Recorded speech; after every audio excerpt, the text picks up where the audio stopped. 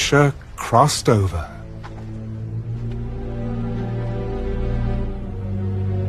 Now, when the sons of the prophets who were from Jericho saw him, they said, The spirit of Elijah rests on Elisha. And they came to meet him and bowed to the ground before him. Look now, there are 50 strong men with your servants. Please let them go and search for your master, lest perhaps the Spirit of the Lord has taken him up and cast him upon some mountain or into some valley. You shall not send anyone. But when they urged him till he was ashamed, he said, Send them. Therefore they sent 50 men, and they searched for 3 days, but did not find him. And when they came back to him, for he had stayed in Jericho, he said to them, Did I not say to you, do not go? Then the men of the cities said to Elisha, Please notice, the situation of the city is pleasant, as my lord sees. But the water is bad, and the ground barren. Bring me a new bowl, and put salt in it. So they brought it to him. Then he went out to the source of the water, and cast in the salt there.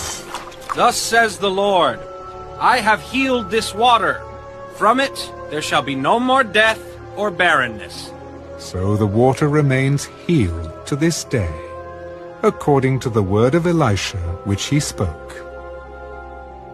Then he went up from there to Bethel, and as he was going up the road, some youths came from the city and mocked him.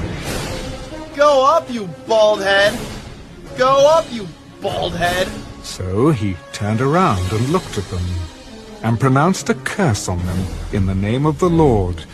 And 2 female bears came out of the woods and mauled 42 of the youths.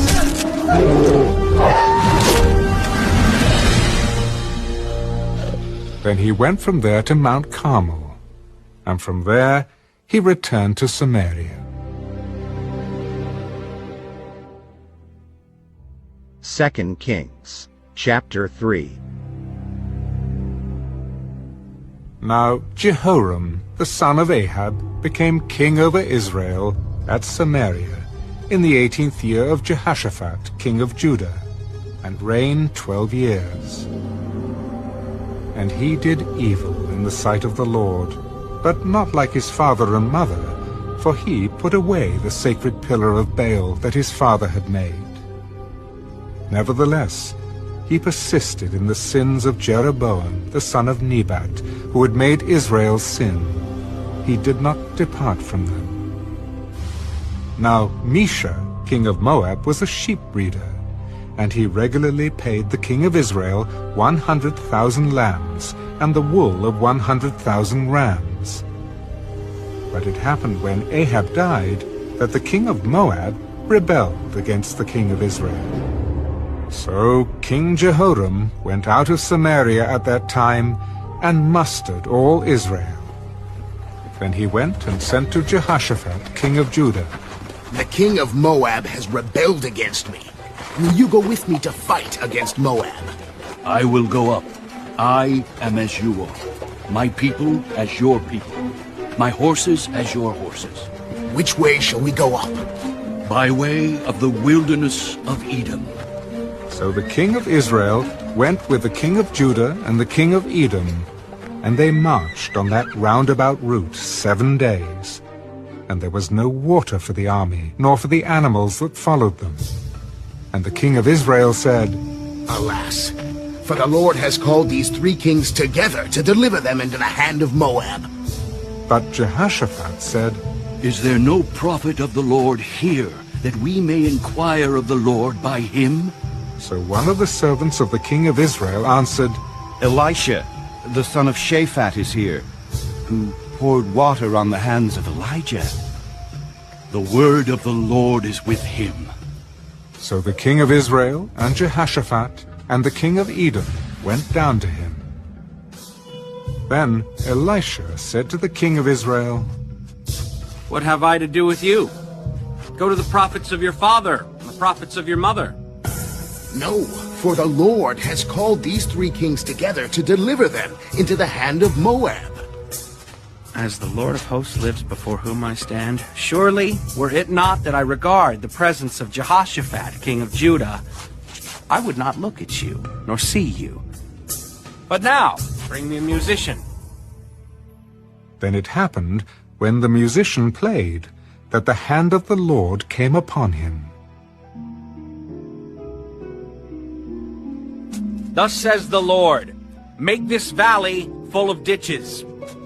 For thus says the Lord, you shall not see wind, nor shall you see rain, yet that valley shall be filled with water, so that you, your cattle, and your animals may drink. And this is a simple matter in the sight of the Lord. He will also deliver the Moabites into your hand. Also, you shall attack every fortified city and every choice city, and shall cut down every good tree, and stop up every spring of water, and ruin every good piece of land with stones. Now it happened in the morning, when the grain offering was offered, that suddenly water came by way of Edom, and the land was filled with water. And when all the Moabites heard that the kings had come up to fight against them, all who were able to bear arms and older were gathered, and they stood at the border. Then they rose up early in the morning, and the sun was shining on the water, and the Moabites saw the water on the other side as red as blood. This is blood! The kings have surely struck swords and have killed one another! Now therefore, Moab, to the spoil! So when they came to the camp of Israel, Israel rose up and attacked the Moabites, so that they fled before them, and they entered their land, killing the Moabites. Then they destroyed the cities, and each man threw a stone on every good piece of land and filled it. And they stopped up all the springs of water, and cut down all the good trees. But they left the stones of Keharoseth intact. However, the slingers surrounded and attacked it. And when the king of Moab saw that the battle was too fierce for him, he took with him 700 men who drew swords to break through to the king of Edom, but they could not. Then he took his eldest son, who would have reigned in his place, and offered him as a burnt offering upon the wall, and there was great indignation against Israel. So they departed from him and returned to their own land. 2 Kings, chapter 4. A certain woman of the wives of the sons of the prophets cried out to Elisha, Your servant, my husband, is dead, and you know that your servant feared the Lord.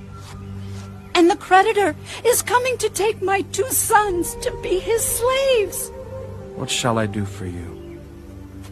Tell me, what do you have in the house? Your maidservant has nothing in the house but a jar of oil